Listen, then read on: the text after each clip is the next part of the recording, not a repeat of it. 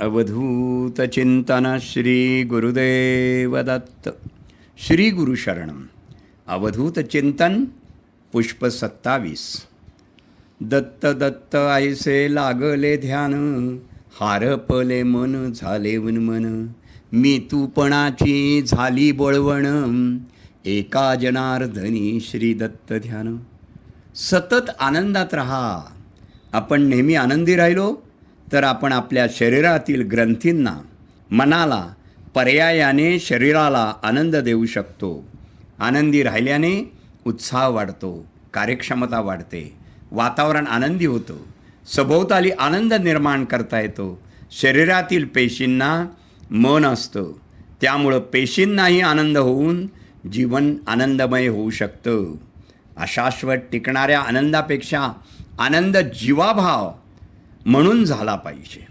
भौतिक गोष्टींमुळे मिळणारा आनंद हा तात्कालिक असतो, परंतु आनंदाचे डोही आनंद तरंग या अभंगाप्रमाणे आपला डोह, आपले मन, आपले अंतःकरण पूर्ण आनंदाने भरून गेलं पाहिजे.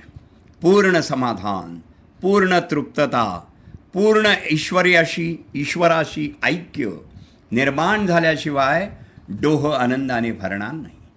तो भरला तर आतही आनंदाचे तरंग आणि बाहेरही आनंदाचे तरंग अनुभवायला येतील. आनंद पोटात माझ्या माईना माईना अशी अवस्था झाली पाहिजे.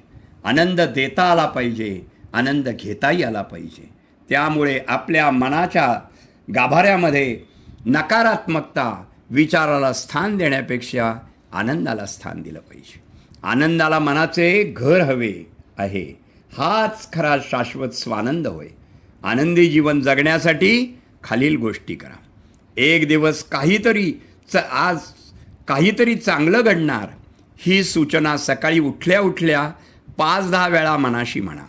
समोरच्या माणसातील चांगल्या गोष्टी दाखवून त्याला प्रोत्साहित करा. स्वतःबद्दल कमी बोला.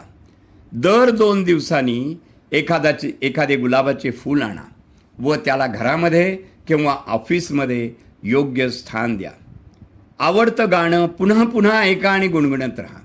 चांगल्या विचारांचे एखादे छोटंसं पुस्तक स्वतःजवळ ठेवा. बाळगा. एखादा विचार घेऊन त्यावर मनन आणि चिंतन करा. लहान मुलांमध्ये मिसळा व काही काळ त्यांच्यासारखेच होऊन वावरा. जास्तीत जास्त शुद्ध हवा शरीरात जाईल याची काळजी घ्या. यासाठी दीर्घ श्वसन करा. स्वतःच्या चांगल्या पेहरावावरील हसऱ्या चेहऱ्याचा फोटो नजरेला सतत पडेल असे ठेवा. एखादी बाग, देऊळ, नैसर्गिक वातावरणाच्या ठिकाणी प्रसन्नता अनुभवत 10-15 मिनिटे तरी नक्की घालवा. नकारात्मक शब्दांचा वापर पूर्णपणे टाळून उत्साहपूर्ण चांगल्या शब्दांचा वापर करा. रोजच्या संभाषणात असू द्या. 4 वर्षाचे बालक दिवसातून साधारणत 500 वेळा हसते, तर ॲव्हरेज मनुष्य 15 वेळा हसतो.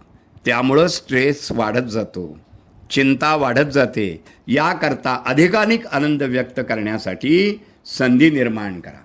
शरीरातील 83% संवेदना या डोळ्याच्या माध्यमातून होत असतात. याकरता भोवतालचे वातावरण प्रसन्नपूर्वक व प्रकाशयुक्त ठेवा. रिकामे मन हे सैतानाचं घर असतं.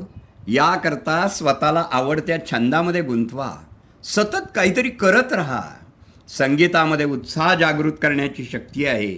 रोजचे काम करताना आवडीचे संगीत चालू असू द्या. चिडचिडेपणा, डोक्याला आठ्या पाडणारा स्वभाव उखडून टाका. मनाला सतत शांत आणि प्रसन्न राहण्याची सूचना करा.